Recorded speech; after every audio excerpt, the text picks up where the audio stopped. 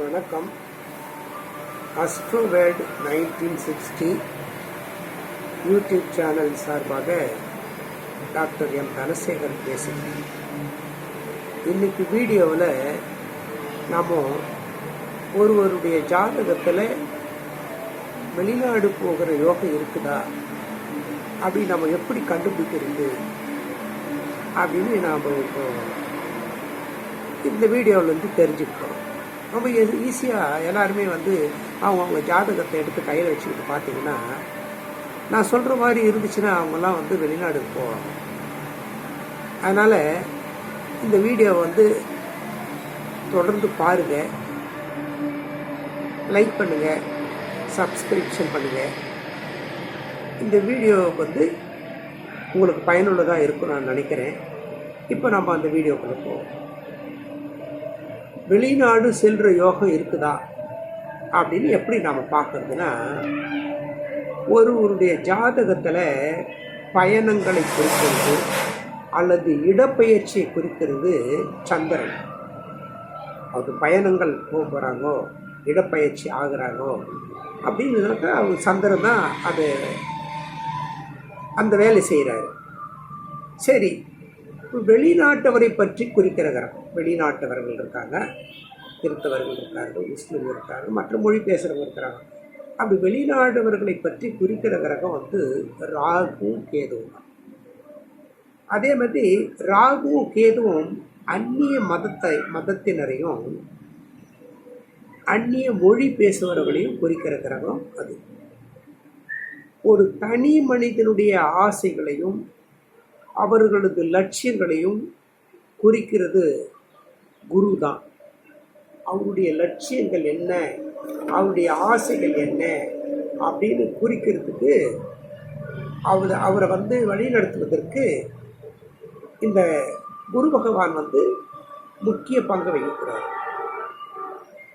அது மாதிரி ஒருவருடைய ஜாதகத்தில் சந்திரன் குருவுடனோ அல்லது சனியுடனோ சேர வேண்டும், அல்லது சந்திரன் குருவையோ சனியையோ பார்க்க வேண்டும். அப்படி சேர்ந்தாலோ பார்த்தாலோ அந்த ஜாதகர் அயல் நாடுகளுக்கு செல்வார், வெளிநாடுகளுக்கு செல்லுகிற யோகம் இருக்குதுன்னு தெரிஞ்சுக்கலாம். அந்நிய மொழி பேசுபவர்களுடைய மத்தியில் அவர் வாழ போகிறாரு அப்படின்னு அர்த்தம். அதாவது வெளிநாட்டில் அந்நிய மொழி பேசுகிறவங்க இருப்பாங்க இல்லையா, அவங்களோடு சேர்ந்து வாழ போகிறாரு அப்படின்னு அர்த்தம். சரி, அப்போது ஒருவருடைய ஜாதகத்தில் குரு நின்ற ராசியில் ஒரு ஜாதகத்தை எடுத்து பாருங்க, அவங்க லக்கணத்தில் எந்த இடத்துல குரு நிற்கிறாருன்னு பாருங்கள். அந்த அவர் குரு நின்ற இடத்துல இருந்து 1ஆம் பாவம், 5ஆம் பாவம், 9ஆம் பாவம், அல்லது 2ஆம் பாவம், 6ஆம் பாவம், 10ஆம் பாவம் ஆகிய அந்த பாவங்களில் சந்திரனும் ராகுவும் அல்லது சந்திரனும் கேதுவும் இணைந்து இருக்கிறாங்கன்னா அந்த ஜாதகர் வெளிநாடு செல்வார். எப்படி? ஒரு ஜாதகத்தில் குரு எங்கே இருக்கிறாருன்னு பார்க்கணும். லக்கணத்துக்கு குரு எங்கே இருக்கிறாருன்னு பார்க்கணும். அந்த குரு நின்ற ராசியிலிருந்து 1ஆவது பாவம், 5ஆவது பாவம், 9ஆவது பாவங்களோ அல்லது 2, 6, 10ஆம் பாவங்களிலோ சந்திரனும் ராகுவும் இணைந்திருக்கணும், அல்லது சந்திரனும் கேதுவும் இணைந்திருக்கணும். அப்படி அந்த அமைப்பு அந்த ஜாதகத்தில் இருந்தால் அந்த ஜாதகர் வெளிநாடுகளுக்கு செல்வார் அப்படின்னு அர்த்தம்.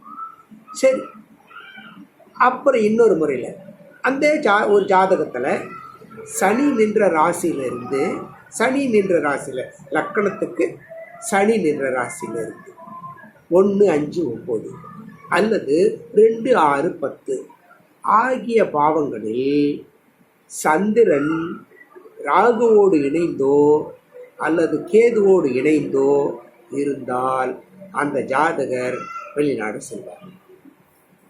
சரி, இப்படி இந்த மாதிரி அமைப்புகள்லாம் இருக்குது. ஒருடைய ஜாதகத்தில் எல்லா கோள்களும் ராகு கேது கோள்களுக்கு இடையில் சனியோ அல்லது குருவோ தனித்து இருக்கணும். அப்படி இல்லைன்னா அது ராகு கேதுக்கு மறுபுறத்தில் தனித்து இருக்கணும். தனித்து இருந்துச்சுன்னா அந்த மாதிரி அமைப்பு உள்ளவர்கள் கூட வெளிநாடுகளுக்கு போகக்கூடிய வாய்ப்புகள் இருக்குது அப்படின்றது ஜாதகங்கள் சொல்லுது. சரி, அடுத்தது இப்போ ஒருவருடைய ஜனன ஜாதகத்தில் சனி நின்ற ராசிக்கு 1, 5, 9 அல்லது 2, 6, 10 ஆகிய பாவங்களில் ராகுவோ அல்லது கேதுவோ இருந்தாலும், அல்லது சனி நின்ற ராசிக்கு 1, 5, 9 அல்லது 3, 7, 11 அல்லது 2, 12 ஆகிய பாவங்களில் சந்திரன் நின்றாலோ அந்த ஜாதகர் வெளிநாடுகளுக்கு போவார் அப்படின்னு ஜோதிட நூல்கள் குறிக்கிறது. ஒருவருடைய ஜாதகத்தில் குரு நின்ற ராசிக்கு, அப்போ ஒரு லக்கணம், அதில் குரு நிற்கிறாரு, அவர் எங்கே நிற்கிறாரோ அந்த ராசியிலிருந்து 1, 5, 9 அல்லது 2, 6, 10 ஆகிய பாவங்களில் ராகுவோ கேதுவோ அமர்ந்து இருந்தால் குரு அல்லது குரு நின்ற ராசிக்கு 1, 5, 9 3, 7, 11 அல்லது 2, 12 ராசிகளில் சந்திரன் நின்றாலும் ஜாதகர் வெளிநாடு போவார். அதாவது குரு நின்ற ராசிக்கு ராகு கேது 2, 6, 10 1, 5, 9 ராகு கேது இருந்தாலும் போவாங்க. அதே குரு நின்ற ராசியிலிருந்து 1, 5, 9 3, 7, 11 2, 12 ஆகிய பாவங்களில் சந்திரன் நின்றாலும் அந்த ஜாதகர் வெளிநாடுகளுக்கு போகக்கூடிய யோகம் இருக்குதுன்னு சொல்லுது.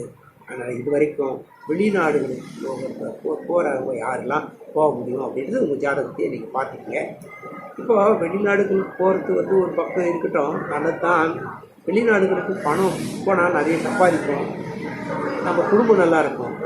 ஆனால் குடும்பத்தாருடைய மனமும் நாம் வெளிநாட்டில் இருக்கிற நம்மளுடைய மனமும் ரொம்ப வேதனைப்படும்.